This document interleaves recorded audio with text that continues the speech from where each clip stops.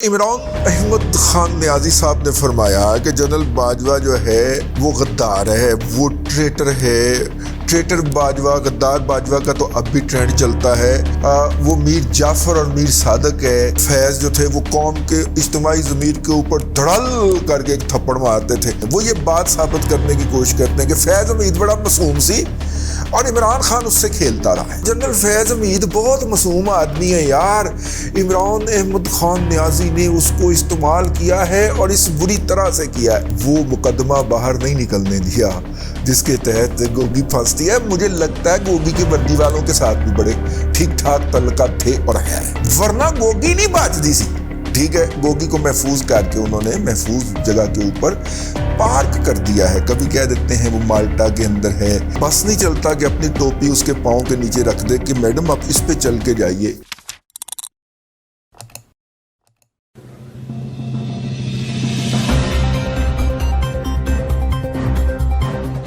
السلام علیکم جی، بڑی امپورٹنٹ بات ہو گئی ہے جی، اور بڑی امپورٹنٹ بات یہ ہے کہ جناب ایک ایسی بات ہو گئی ہے کہ جو ہم تو بھائی برداشت نہیں کر سکتے۔ ہم تو ڈرپوک سے لوگ ہیں، مار کھائے ہوئے، تو مار کھائے ہوئے لوگ جو ہے نا وہ دوبارہ مار کھانے کے بارے میں سوچتے نہیں ہیں۔ اگرچہ ٹھیک ہے یار، اینی کی پہنی ہے، لیکن یار یہ ہے کہ یہ فوری طور پہ میں بھاگا ننگے پاؤں آپ کی خدمت میں حاضر ہوا ہوں کہ کہیں تاخیر نہ ہو جائے اس ویلاگ کے اندر، کیونکہ یہ بڑا امپورٹنٹ ویلاگ ہے۔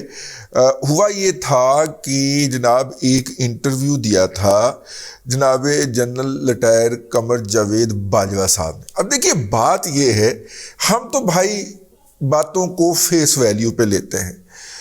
جناب عمران احمد خان نیازی صاحب نے فرمایا کہ جنرل باجوہ جو ہے وہ غدار ہے، وہ ٹریٹر ہے۔ ٹریٹر باجوہ، غدار باجوہ کا تو اب بھی ٹرینڈ چلتا ہے۔ وہ میر جعفر اور میر صادق ہے، یہ سارا کچھ انہوں نے کہا۔ ہم نے کہا بھائی جان ان کے اتنے عزیز تعلقات، قریبی تعلقات رہے ہیں۔ پروجیکٹ عمران خان کی فائنل جو ٹرم تھی وہ جناب جنرل لٹائر قمر جاوید باجوہ صاحب نے پوری کی۔ تمام آئین کو، قانون کو، طریقہ کار کو، طریقہ عمل کو روندتے ہوئے لا کے جناب عمران احمد خان نیازی کو اس قوم کے اوپر مسلط کیا، اور اگر وقتاً فوقتاً یا غلطی سے یہ قوم کوئی سر منہ انحراف کرنے کی کوشش کرتی تھی یا ادھر ادھر ہونے کی کوشش کرتی تھی تو ترل کر کے جناب کوئی لیاقت وسیم اور کرنل لیاقت وسیم اور کوئی کرنل شفیق یا کوئی جناب اللہ آپ کا بھلا کرے جنرل فیض جو تھے وہ قوم کے اجتماعی ضمیر کے اوپر دھڑل کر کے ایک تھپڑ مارتے تھے اور قوم تھی دبک کے بیٹھ جاتی تھی۔ جیڑا کوئی نہیں دبکتا سی انہوں باہر کٹ کے نا چنگا لٹا کے نا انہوں پھینٹ دے سن۔ ہے تو ہمارے مہاتما کے پیچھے بول رہا، جب اتنا صدقے واری جانے کا ہو تو ظاہر دونوں ایک دوسرے کو جانتے ہوں گے نا یار۔ تو لہٰذا اگر عمران احمد خان نیازی جو ہے وہ جنرل قمر جاوید باجوہ کو اگر کہتا ہے، ویسے آپس کی بات ہے، جنرل قمر جاوید باجوہ صاحب جنرل فیض حمید کے بارے میں ان کے جو جاننے والے ہیں وہ کہتے ہیں کہ بلو ایوریج آدمی ہے۔ پتہ نہیں اب بھائی انی وڈی دیہڑی لا گئے، خرباں ارباں پتہ دی لطیف حال تو موٹر وے بھی بنوا لی انہوں نے، تو میرا مطلب کہ نہیں کہ بلو ایوریج آدمی ہوں گے۔ بہرحال ہمیں کیا جی، ٹھیک ہے، ہم تو وکٹم ہیں نا، ہمیں تو تھپڑ ہی پڑے ہیں نا۔ ہم سے مراد ہے قوم کے اجتماعی ضمیر کے اوپر تو انہوں نے غلاظت ہی کی ہے نا، تشدد ہی کیا ہے، تو ہمیں کیا وہ بلو ایوریج ہو یا ابو ایوریج ہو۔ تو مطلب کہ جو جنرل فیض حمید صاحب کے جو ہدی خان ہیں وہ یہ بات ثابت کرنے کی کوشش کرتے ہیں کہ فیض حمید بڑا معصوم سی اور عمران خان اس سے کھیلتا رہا ہے۔ ٹھیک ہے، یہ سارا فوکس آج کل جتنے بھی ہدی خان ہیں، وہ پنڈی کے ہوں، وہ چکوال کے ہوں، وہ لٹیر ہوں، وہ حاضر سروس ہوں، ان کا ون پوائنٹ ایجنڈا ہوتا ہے، وہ یہ ثابت کرنے کی کوشش کرتے رہتے ہیں کہ عمران احمد خان نیازی بہت کائیاں اور شرود آدمی ہے اور جنرل فیض حمید بہت معصوم آدمی ہے یار۔ عمران احمد خان نیازی نے اس کو استعمال کیا ہے اور اس بری طرح سے کیا ہے، لیکن یار بات آگے سے آگے نکلتی جا رہی ہے۔ واپس آ جاتے ہیں، جنرل لٹائر قمر جاوید باجوہ صاحب جو ہیں انہوں نے ایک انٹرویو دیا، کوئی 5-6 گھنٹے کی نشست تھی. اس نشست کے اندر انہوں نے جناب جاوید چودھری صاحب اولو والا ایک الو تھا ٹھیک ہے بقول طاہر ملک صاحب جو ہیں پاکستان کے نمایاں ناز صحافی جناب طاہر ملک صاحب جو گورنمنٹ کے اوپر بیٹھے تبصرہ کر رہے ہوتے ہیں, انہوں نے فرمایا, وہ فرماتے تھے ماشاءاللہ اب تو اپنے گھر والی ہو گئی, کہتے کہ جب پروگرام آتا تھا تو میری کڑی میری بغل چپنا شروع کر دیتی سی. کچھ لوگ یہاں سے تو یہ جگت سمجھ نہیں آئے گی, لیکن جب آپ پھر جاوید چودھری کی طرف دیکھتے ہیں نا, ایک الو تھا طاہر ملک بہت ظالم آدمی. تو خیر وہ جاوید چودھری کو ایک 5-6 گھنٹے کا انٹرویو دیا, اور انٹرویو کی اب وہ قسط وار اپنے کالم کے اندر چھاپ رہا ہے. وہ انٹرویو جو تازہ ترین چھپا تھا, جس کے اوپر ہم نے گزشتہ ولاگ کیا تھا, اس کے اندر وہ انہوں نے بہت ساری باتیں بتائیں, اور اس میں سے ایک بات یہ بھی تھی کہ ہم یہ پوری کیلکولیشنیں کروائیں, ہم نے پوری میئرمنٹ کروائی کہ یہ شخص ملک کو تباہی کی طرف لے جا رہا ہے, اگر یہ رہا تو ملک نہیں رہے گا. ٹھیک ہے, اب وہ کہتا ہے کہ غدار ہے, اور باجوہ صاحب کہتے ہیں کہ یہ ایسا مطلب کہ گھٹیا ذلیل نہیں, غیر ذمہ دار آدمی تھا, یا نخوت زدہ آدمی تھا, یا انا کا مارا ہوا یہ بیمار آدمی تھا, ذہنی طور پہ بیمار شخص تھا کہ یہ اپنی انا کے تحت ملک کے معاملات چلا رہا تھا, اور اس کو اس طرف لے جاتا کہ ملک جو تھا وہ کسی ملک کا جہاز جو تھا وہ کسی چٹان سے ٹکرا کے پاش ہو جاتا. یہ باجوہ صاحب کا کہنا ہے.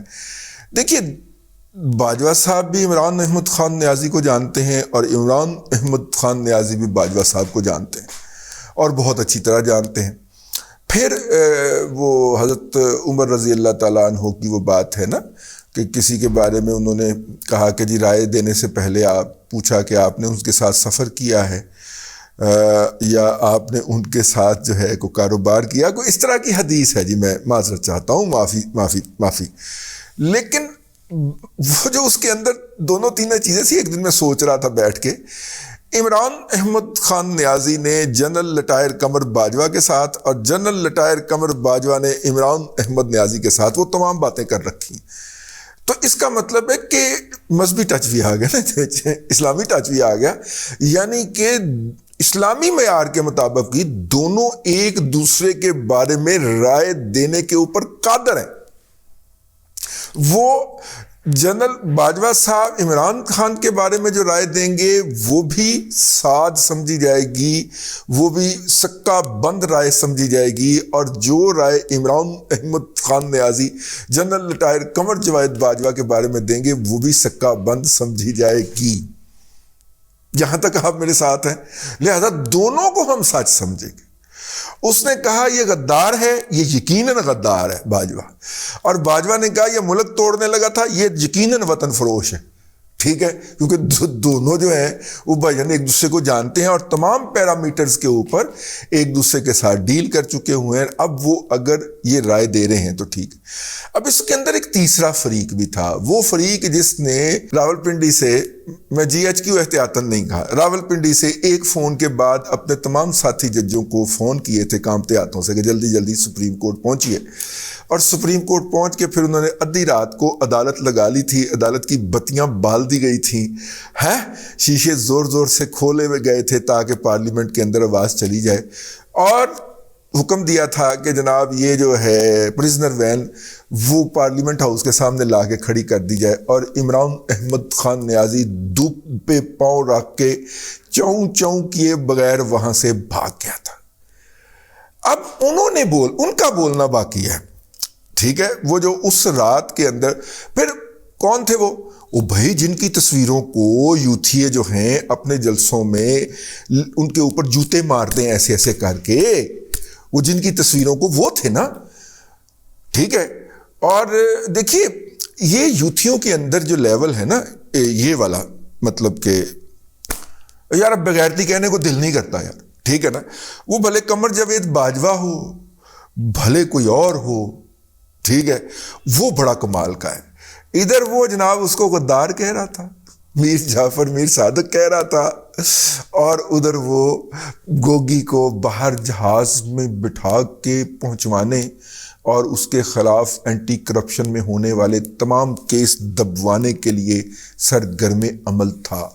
آپ جنرل قمر جاوید باجوہ کا اثر دیکھیں کہ ابھی تک اس کے ادارے نے پنجاب اینٹی کرپشن اسٹیبلشمنٹ میں سے وہ مقدمہ باہر نہیں نکلنے دیا جس کے تحت گوگی پھنستی ہے۔ مجھے لگتا ہے گوگی کے وردی والوں کے ساتھ بھی بڑے ٹھیک ٹھاک تعلقات تھے اور ہیں، ٹھیک ہے، ورنہ گوگی نہیں باچتی سی، ٹھیک ہے۔ گوگی کو محفوظ کر کے انہوں نے محفوظ جگہ کے اوپر پارک کر دیا ہے، کبھی کہہ دیتے ہیں وہ مالٹا کے اندر ہے، کبھی کہہ دیتے ہیں دبئی ابوظہبی میں ہے، کبھی کہہ دیتے ہیں یورپ کے کسی ملک میں چھپی ہوئی ہے، ٹھیک ہے۔ لیکن یہ ساری افواہیں اور اس طرح کی چیزیں، بہرحال ہمیں کیا لینا یار گوگی سے، نہ ساڑھے کو ایڈے پیسے ہی گئے نے کہ اسی گوگی دا میرا مطلب ہے چلو گوگی دا دروازہ کھٹکھٹائیے، ساڑھے کو جناب روٹی کھان دے لالے پے نو تو مہنگائی ہو گئی ہے، لہذا چھڈو پڑے، لیکن بھائی جان تعلقات تو اس کے ہیں، وہ بہت پاورفل ہے، ٹھیک ہے۔ اس کے لیے پاکستان کا سرونگ سٹنگ، جس کو اس وقت تک امید ہے کہ وہ اگلے 3 سال کے لیے بھی بننے جا رہا ہے، وہ جہاں پہ پاؤں رکھتی ہے وہ اس کے نیچے ہاتھ رکھ رہا ہے، ٹھیک ہے۔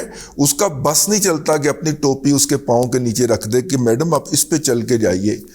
وہ شخص جو ہے بھائی، وہ اگر وہ کہتا ہے تو ٹھیک ہی کہتا ہوگا کہ بہرحال جی تازہ ترین اس میں یہ اپڈیٹ آیا ہے کہ تازہ ترین اپڈیٹ کے مطابق جناب جنرل لٹائر قمر جاوید باجوہ نے اپنے ایک دوسرے ترجمان جناب منصور علی خان کو بتایا۔ اب میں منصور علی خان صاحب کو جو ہے وہ زیادہ اتھینٹک سمجھتا ہوں، کیونکہ منصور علی خان صاحب تو اپنے نواسے ہیں نا۔ یحییٰ خان کے دور کے اندر مغربی پاکستان کے جو گورنر بنے تھے جنرل موسیٰ خان، جنرل موسیٰ خان صاحب جو ہیں وہ ہزارہ کمیونٹی سے تھے۔ جب وہ ریکروٹمنٹ ان کے والد صاحب جو تھے، کہا جاتا ہے کہ وہاں پہ جو کوئٹہ کے زلزلے کے بعد جو کنسٹرکشن ہوئی تھی اس میں مزدوری کرنے کے لیے وہ افغانستان سے آئے تھے۔ اس وقت تو ظاہر ہے کہ ڈیورنٹ لائن ہوتی تھی انگریز کے دور میں، جب زلزلہ آیا تھا میرے خیال 1937 کے اندر کوئٹہ پورا ہو گیا تھا، تو اس وقت جب کوئٹہ کی کنسٹرکشن ہوئی تھی تو لیبر یہ ارد گرد کے علاقوں سے آئی تھی، تو ہزارہ جو ہے وہ بامیان میں پائے جاتے ہیں، تو وہاں سے تشریف لائے تھے۔ تو جنرل موسیٰ خان صاحب جو تھے وہاں پہ ان کا کوئی پڑھائی وڑائی کا سلسلہ ہوا اور وہ گورے کی انگریز کے اندر بھرتی ہو گئے، اور یوں ترقی کرتے کرتے جرنیل کے مقام پر پہنچے۔ اور جنرل موسیٰ خان صاحب جو تھے وہ گورنر مغربی پاکستان تھے مارشل لاء کے دور کے اندر، بڑے ہی لائل تھے۔ میرا خیال بعد میں بھی ایک دفعہ گورنر بنائے گئے، وہ بعد کی مارشل لاء میں، یا ایوب کی مارشل لاء میں سنا ہے کہ وہ گورنر مغربی پاکستان تھے شاید، ٹھیک ہے۔ تو بہرحال جی وہ جنرل موسیٰ خان صاحب جو ہیں وہ نانا ابو ہیں منصور علی خان صاحب کے، ٹھیک ہے۔ تو سمجھ تو لگ گئی ہوئے گی، منصور علی خان صاحب جو ہیں وہ اپنے ہیں، ان کے مطلب وہ اپنوں کے ساتھ خصوصی سلوک ہوتا ہے۔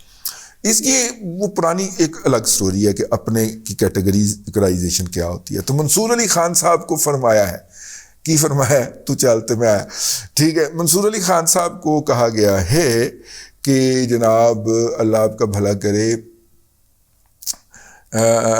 یہ جنرل باجوہ صاحب نے یہ انٹرویو نہیں دیا۔ میں جاوید چودھری کے انٹرویو سے زیادہ منصور علی خان صاحب کے ڈینائل کو جو ہے وہ زیادہ قابل اعتماد مانتا ہوں، کیونکہ وہ سمجھ گیا نا، ہاں